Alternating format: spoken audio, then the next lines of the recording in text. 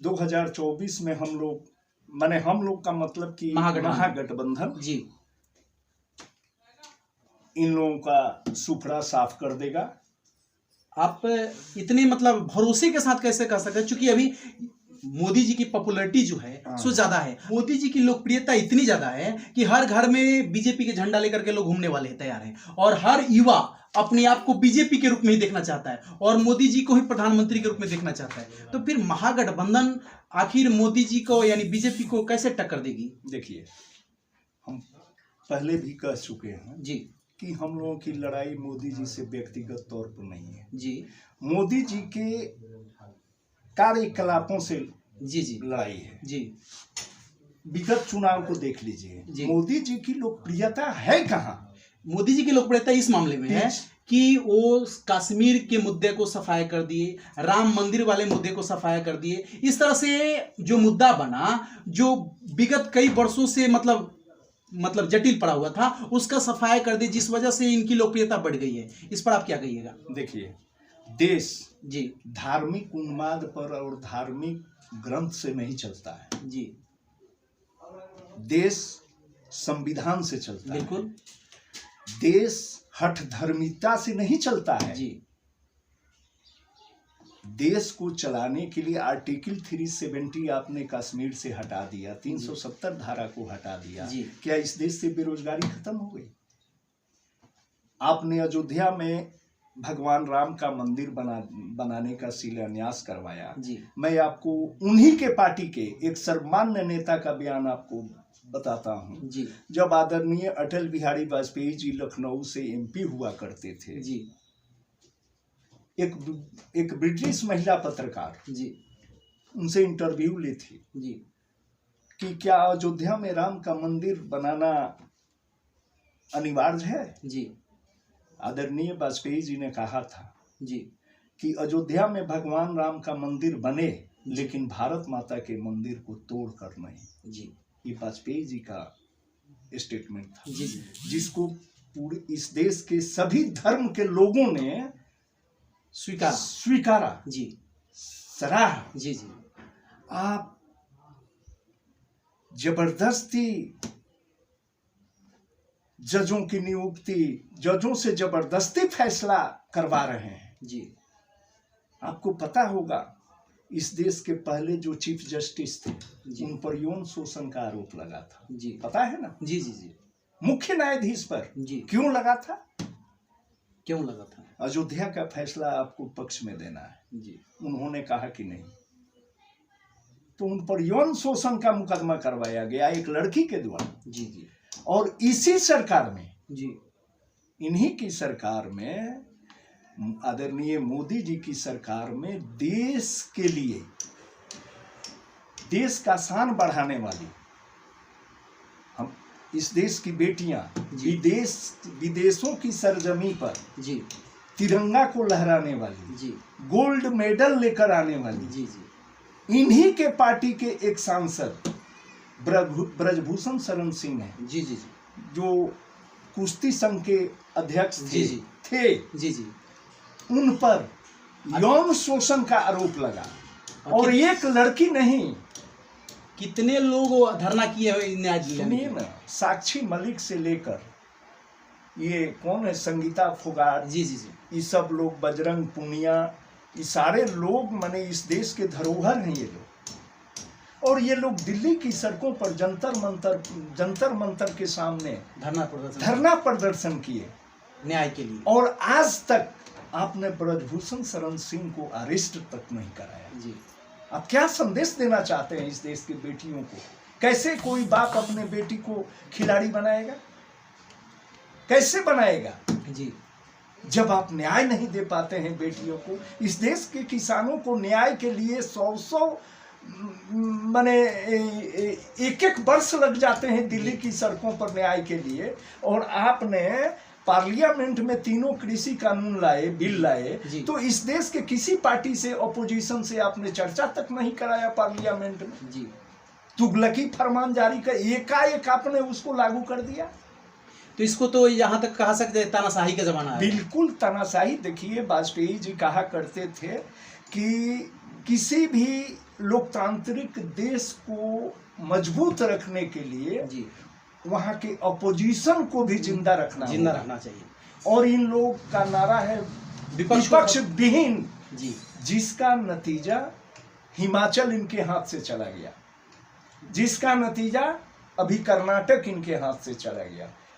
2024 में बिहार में 40 सीटें हैं लोकसभा की, बिहार में 40 सीटें हैं लोकसभा की। महागठबंधन पूरी मजबूती के साथ लड़ेगा चुनाव। लेकिन महागठबंधन की तरफ से प्रधानमंत्री का चेहरा बताया जा रहा है कि मोदी जी के सामने प्रधानमंत्री का चेहरा जो है महागठबंधन की तरफ से कोई उतना बड़ा पर्सनालिटी नहीं दिख रहा है। पहले हम लोगों का मकसद है ज्यादा से ज्यादा सीटें लाना। जी 23 को बिहार की धरती पर, आगामी 23 तारीख को बिहार की धरती पर इस देश के तमाम ओपोजिशन पार्टियों का बैठक होने जा रहा है। जी आदरणीय नीतीश जी इसमें लगे हुए हैं, आदरणीय तेजस्वी जी लगे हुए हैं, ममता बनर्जी जी, शरद पवार जी, उद्धव ठाकरे जी, अखिलेश यादव जी, स्टालिन सीएम जो हैं, जी जी जी उसके बाद में के चंद्रशेखर, ये सारे लोग आ रहे हैं, फारूक अब्दुल्ला आ रहे हैं, सब लोग आ रहे हैं। मतलब प्रधानमंत्री का चेहरा तो क्लियर नहीं है, क्योंकि प्रधानमंत्री का सब लोग बोल रहे हैं, नीतीश कुमार जी बोल रहे हैं कि हम प्रधानमंत्री बनेंगे, और कांग्रेस कांग्रेस नीतीश जी देखिए, नीतीश जी कभी नहीं कहे कि मैं सीएम चेहरा हूँ। नीतीश जी तो कहे प्रधानमंत्री की बात कर रहा हूँ। प्रधानमंत्री कभी नहीं नीतीश कहे कि मैं प्रधानमंत्री का चेहरा हूँ। उन्होंने तो सरेआम मीडिया से, आप लोगों से भी कहा है कि भाई हमारी लड़ाई इस देश से भाजपा को हटाना है जी, और भाजपा को हटाने में हम लोगों को चाहे जो भी कुर्बानी देनी पड़े देंगे जी। और यहाँ तक मैं बता दूं कि मैं प्रधानमंत्री का चेहरा नहीं हूँ, मैं प्रधानमंत्री का ख्वाहिश बनने का ख्वाहिश नहीं रखता हूँ। उन्होंने तो ओपन कहा, मीडिया के सामने कहा, हाँ वैसा चुनाव बाद वैसा सर्वमान्य नेता कोई आएगा, आपसी सहमति से बनेगा प्रधानमंत्री। कांग्रेस क्या इस बात को मानेगी? कांग्रेस में तो ऑलरेडी राहुल गांधी जी हैं। बिल्कुल कांग्रेस को मानना चाहिए, तभी तो राहुल जी और मल्लिकार्जुन खड़गे साहब भी सहमति अपना दिए हैं, 23 को आ रहे हैं। ये प्रधानमंत्री का मुद्दा कोई बड़ा मुद्दा नहीं है, इसमें आम सहमति से तय कर लेंगे लोग महागठबंधन के कि कौन बनेगा प्रधानमंत्री। अच्छा एक मिनट, और राहुल गांधी जी के साथ में जो मतलब लोकसभा की सदस्यता उनकी खत्म हो गई, इस पर आप क्या कहिएगा? राहुल जी को हम तो पहले से ही कह दिए हैं जी कि भारतीय जनता पार्टी के लोगों को न लोकतंत्र में विश्वास है जी, न संविधान में विश्वास है और न न्यायपालिका में विश्वास है। इस देश के चीफ जस्टिस जी की अध्यक्षता में 5 जजों की बेंच ने आज से 15 दिन पहले एक महत्वपूर्ण जजमेंट दिया था अरविंद केजरीवाल सरकार के पक्ष में जी, कि दिल्ली सरकार को ये अधिकार सुप्रीम कोर्ट ने दिया कि दिल्ली सरकार, केजरीवाल सरकार अपने अधीनस्थ कर्मचारियों का ट्रांसफर और पोस्टिंग कर सकती है जी। 1 सप्ताह नहीं बीता, इस देश के प्रधानमंत्री आदरणीय मोदी जी और गृह मंत्री अमित शाह जी एक अध्यादेश ला दिए जी सुप्रीम कोर्ट के जजों के खिलाफ कि ये गलत है। यानी अब न्यायालय पर भी भरोसा नहीं बन रहा है। तो हम जानना चाहते हैं कि दिल्ली की जिस जनता ने जी, दिल्ली में 70 सीटें हैं विधानसभा की और 67 सीटें 67 सीटें आम आदमी पार्टी को दिल्ली की जनता ने दी। 67 सीटें कोई छोटी बात नहीं है ये। और जब आप अरविंद केजरीवाल जी को दिल्ली की जनता ने प्रचंड बहुमत से जिताया जी, तो क्या उस मुख्यमंत्री को ट्रांसफर, अपने अधिकारियों को ट्रांसफर पोस्टिंग करने का अधिकार नहीं? बिल्कुल। तो फिर काहे के लिए मुख्यमंत्री? आप वहां एलजी के रूप में आप हुकूमत कर रहे हैं दिल्ली में, लेफ्टिनेंट गवर्नर के रूप में आप दिल्ली में शासन कर रहे हैं। तो इस लोकतंत्र का मतलब क्या? वो जनता द्वारा चुनी गई सरकार का मतलब क्या है जी, जब उस सरकार के हाथ बंधे हुए हैं? जी, अपने मनमानी नहीं करना। न्यायपालिका को आपने पंगु बना दिया। अभी लोकतंत्र का मंदिर पार्लियामेंट होता है। जी बिल्कुल। अभी आपने नया संसद भवन बनाया। हाँ, हम स्वीकारते हैं इस देश की राष्ट्रपति आदिवासी महिला राष्ट्रपति को आपने बनाया, जी, सपोर्ट किया, जी, जी, लेकिन आज वो महिला राष्ट्रपति ओनली फॉर शो, दिखावे के लिए मैसेज आदिवासी में देना चाहते हैं कि हमने आदिवासी समुदाय के प्रेमी हैं जी, हमने उनको एक महिला आदिवासी महिला को राष्ट्रपति बनाया जी। और जब नए संसद भवन का उद्घाटन होने का समय आता है तो आपने निमंत्रण तक नहीं दिया जी, इस देश की महामहिम राष्ट्रपति जी को आपने आमंत्रण पत्र भी नहीं दिया। इससे क्या जाहिर होता है? इससे मतलब क्या मैसेज जा रहा है? माने हम आपसे जानना चाहते हैं इससे ये क्या माने आप क्या संदेश देना चाहते हैं इस देश के आदिवासियों में, महिलाओं में, कि प्रथम महिला, इस देश की प्रथम महिला को आपने संसद भवन के उद्घाटन में शामिल नहीं किया। उद्घाटन कराना तो उनसे दूर, आपने निमंत्रण पत्र तक नहीं दिया। क्यों? ये तो सवाल बनता है उनके ऊपर। माने इससे साफ जाहिर है कि ये सरकार लोकतंत्र विरोधी है, ये सरकार संविधान विरोधी है, ये सरकार न्यायपालिका विरोधी है, इसको किसी में आस्था विश्वास नहीं है। इसलिए जहां जहां इनकी सरकारें नहीं है, इस देश के जिन राज्यों में गैर भाजपा की सरकारें हैं जी, वहां के राज्यपालों के द्वारा उस सरकारों को टर्चर करवाने का काम कर रहे हैं। वहां आर्थिक सहायता केंद्रांश जो मिलता है राज्य सरकारों को, वहां ये बंद किए हुए। लेकिन एक बात कहने का अर्थ है कि फिर भी जनता जो है सो मोदी मोदी यानी बीजेपी की झंडा घूम रही, तो आप महागठबंधन के लोग आखिर जनता को कैसे समझाएंगे इस बात को? जनता को समझाने के लिए हम लोग 15 तारीख को बिहार के हर प्रखंड कार्यालय पर 7 दलों का धरना प्रदर्शन जी, उसमें हमारी मांगे माने हम धरना के माध्यम से, प्रदर्शन के माध्यम से और उसके बाद आम जनता के बीच में 7 दलों के लोग कार्यकर्ता, पंचायत लेवल का कार्यकर्ता, बूथ लेवल का कार्यकर्ता हर गली मोहल्ले झोपड़ी में जाएगा और बताएगा कि 2014 में जब यूपीए की सरकार थी तो 400 रुपये में गैस सिलेंडर मिलता था जी, 390-95 में मिलता था, 400 में मिलता था। जब से नरेंद्र मोदी जी की सरकार आई है, इन्होंने 1250 में गैस बेचना शुरू किया। आज मैं पूछना चाहता हूं आप लोगों से, मीडिया के साथियों से, कि इन्होंने उज्ज्वला योजना गैस कनेक्शन चालू किया, मुफ्त में गैस सिलेंडर दिया।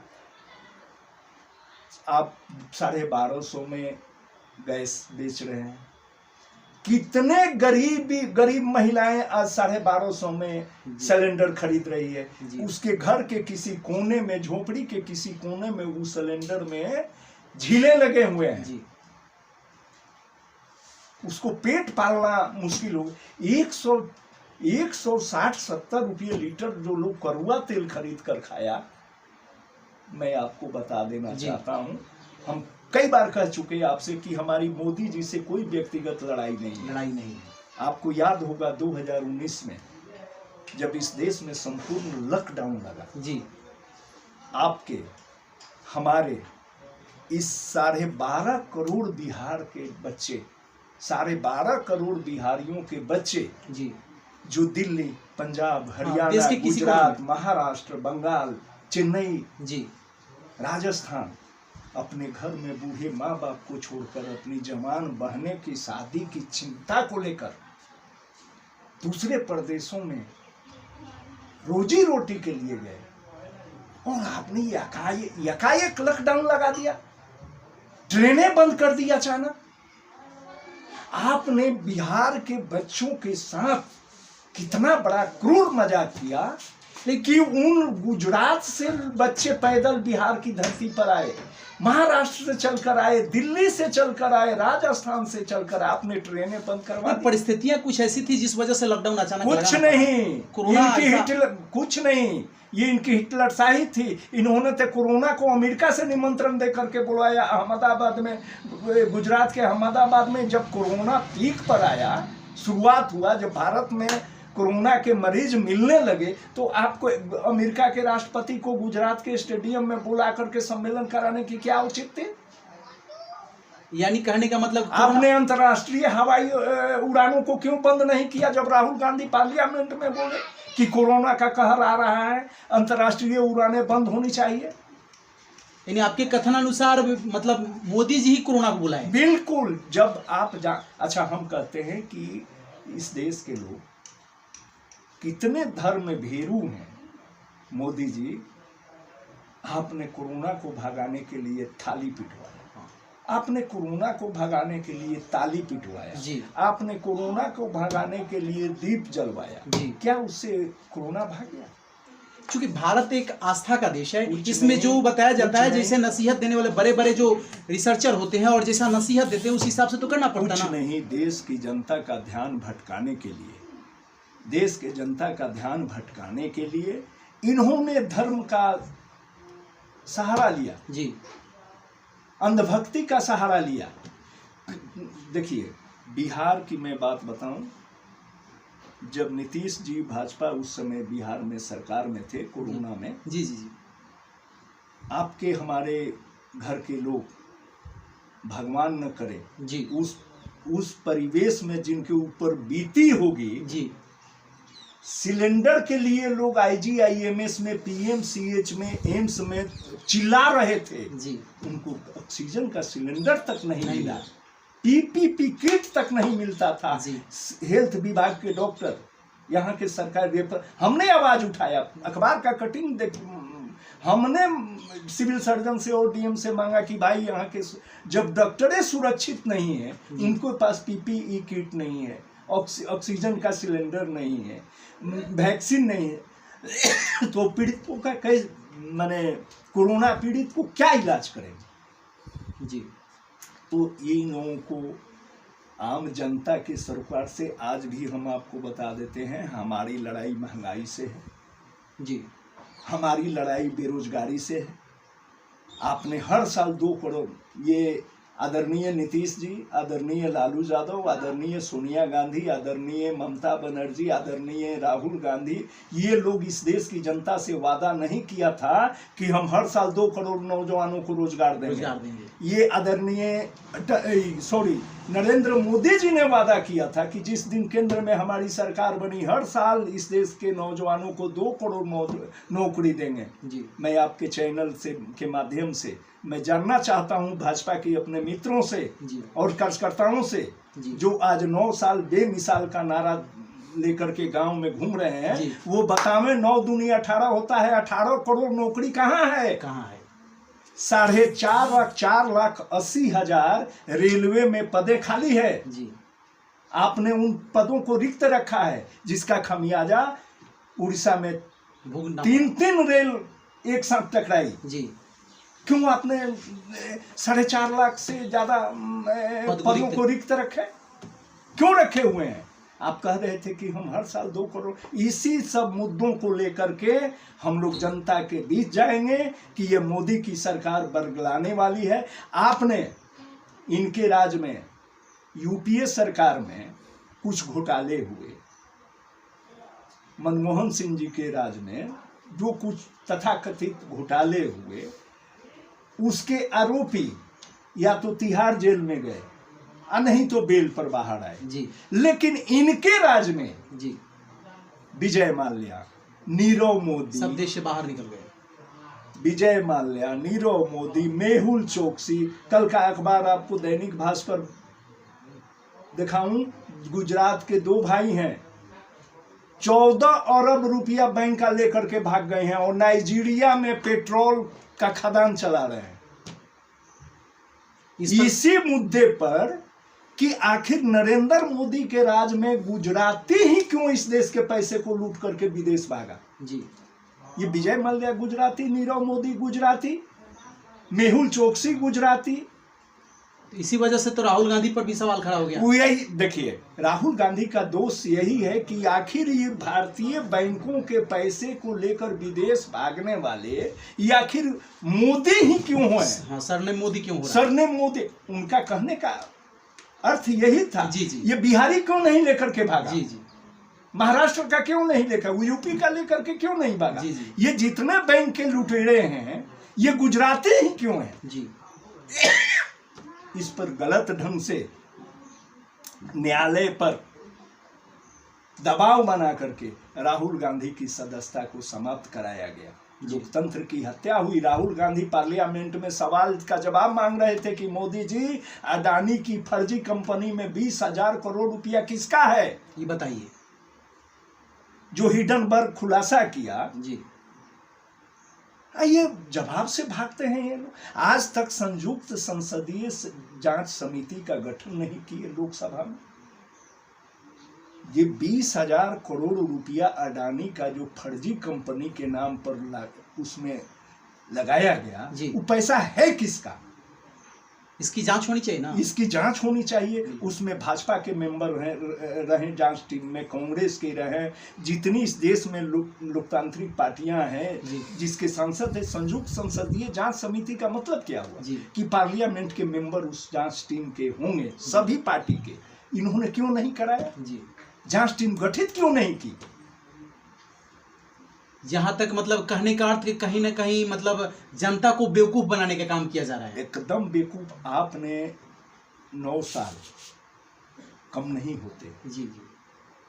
आपने धीरे धीरे इस देश के पुरखों की कमाई, संपत्ति को, जो 70 साल से संजो करके लोग आया, आपने इस देश में कहीं IIT नहीं बनाया, एक भी कहीं। इस देश में कहीं उच्च तकनीक संस्था ITI होता है ना, जी। आपने कहीं नहीं बनाया। जी। जो बने हुए हैं इस देश में, खड़गपुर में है, कानपुर में है, दिल्ली में है, चेन्नई में है, जहां IIT संस्थानें हैं, वो कांग्रेस के देन है। 70 साल की कमाई है। आप इस देश के धरोहर को जो पुरखों ने संजो करके लाया, आपने उसको बेचने का काम किया। नहीं, अपने गुजराती मित्रों के हाथों बेच रहे हैं। रेलवे स्टेशन बेच रहे हैं, LIC बेच रहे हैं। क्यों? क्या आगे? 54 लाख करोड़ रुपया 70 साल 2014 के पहले भारत पर कर्ज था। और आप जब से सरकार में आ गए 9 साल में, सारे रिकॉर्ड को तोड़ते हुए इस देश के एक आदमी पर, एक व्यक्ति पर 32,000 रुपया का कर्ज लग गया। ये पैसा कहां गए? देश को आपने विदेशों से कर्ज लेकर पैसा क्या किया? आप महंगाई बढ़ा करके, हर चीज पर दाम रेट बढ़ा करके, आज एक प्लेटफॉर्म टिकट पता है कितने रुपए में मिलता है? आप अपने बेटे को, पत्नी को, भाई को, बहन को, बुआ को अगर स्टेशन पर छोड़ने जाइए तो एक प्लेटफॉर्म टिकट खरीद करके देखिए। क्यों बढ़ाया? लालू जी जब रेल मंत्री थे, विकास हुआ। लालू जी जब रेल मंत्री थे तो उन्होंने एक पैसा भारत के नागरिकों के जेब पर बोझ नहीं डाला। न ट्रेन का किराया बढ़ाया,